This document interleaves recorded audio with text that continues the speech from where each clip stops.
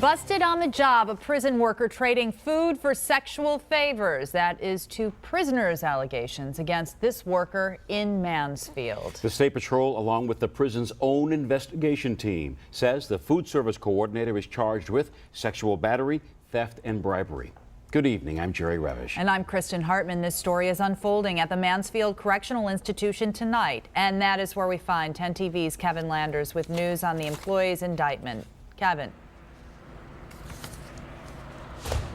Well, that employee is due in court tomorrow for what allegedly happened here. The Richland County prosecutor characterizes this crime as food for sex. In exchange for allowing this employee to have sex with these prisoners, the allegation is he gave them food to take back to their cells.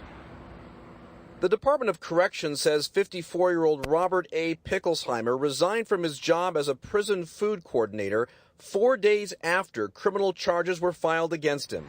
According to investigators, the crime happened here behind the prison walls of the Mansfield Correctional Institution, where investigators allege he had sexual relationships with two male inmates where Picklesheimer worked. He was permitting these inmates to have food, and in exchange, they would let him touch them in sexual ways. We went to Picklesheimer's Mansfield home for comment, but no one came to the door.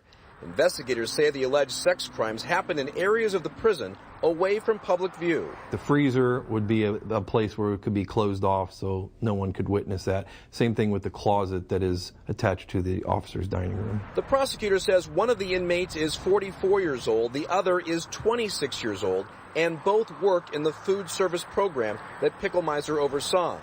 Even though the inmates were consenting adults, the prosecutor says the crime of sexual battery can be applied in this case because of Picklesheimer's position. And it's to discourage places where someone has disciplinarian authority and could somehow coerce someone underneath them to engage in this kind of stuff. Records show Picklesheimer began his employment at the prison 6 years ago. Today, he's out of a job, and if convicted in this case, could find himself behind bars for a maximum of 10 years.